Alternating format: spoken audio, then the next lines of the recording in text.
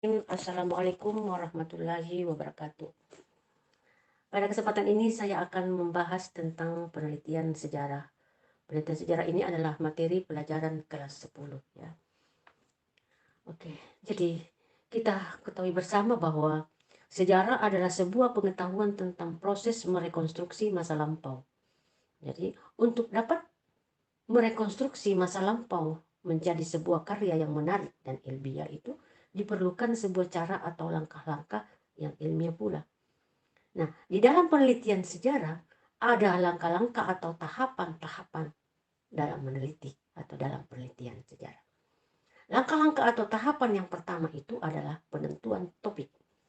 Nah, sebelum kita turun di lapangan, kita harus tentukan dulu topik yang mana kita akan pilih.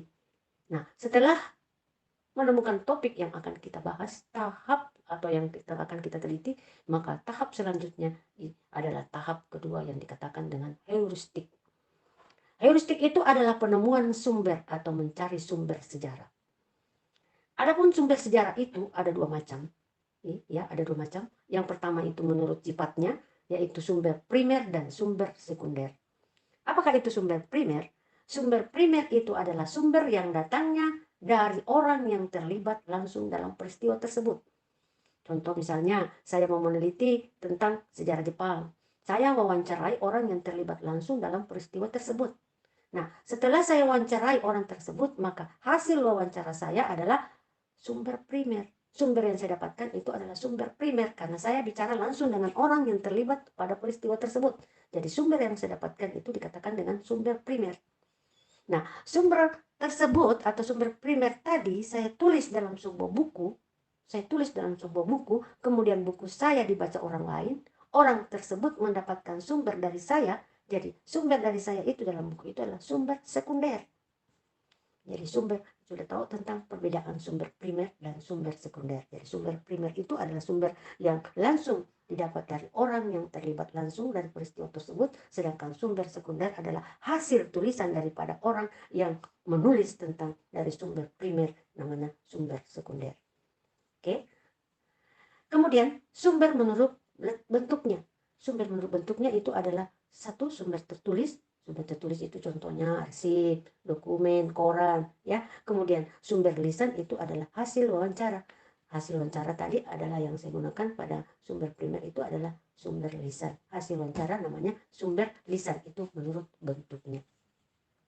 Nah, setelah kita telah menemukan sumber yang ada, sudah ada sumber primer, sekunder, sudah ada tertulis, sudah ada lisan, semua sudah lengkap, maka tahap selanjutnya itu adalah verifikasi, menguji sumber yang ada, diuji sumber yang kita dapat itu kita uji lagi, kita kritisi lagi. Karena tanpa dikritisi, tanpa dikritik sumber tersebut, tanpa diuji kebenarannya, maka sumber yang kita tulisan atau penelitian yang kita hasilkan itu bukan fakta sejarah, tapi kebohongan.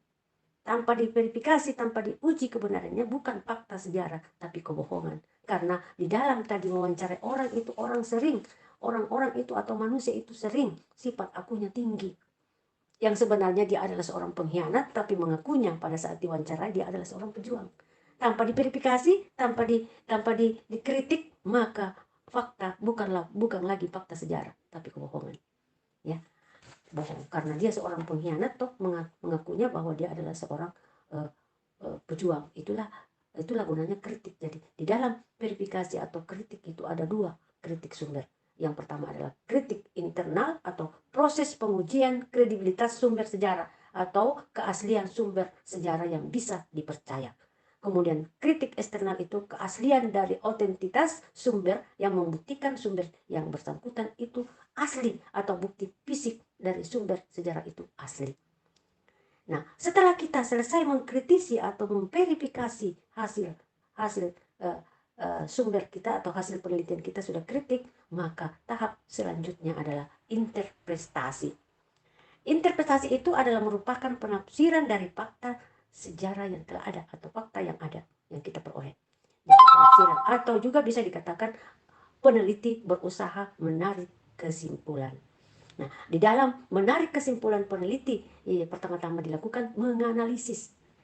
Analisis, jadi peneliti mencoba menguraikan fakta sejarah atau fakta yang telah diuji kebenarannya. Jadi dia menguraikan fakta yang telah diuji kebenarannya. Jadi sudah fakta, bukan lagi kebohongan, sudah fakta, sudah diuji kebenarannya.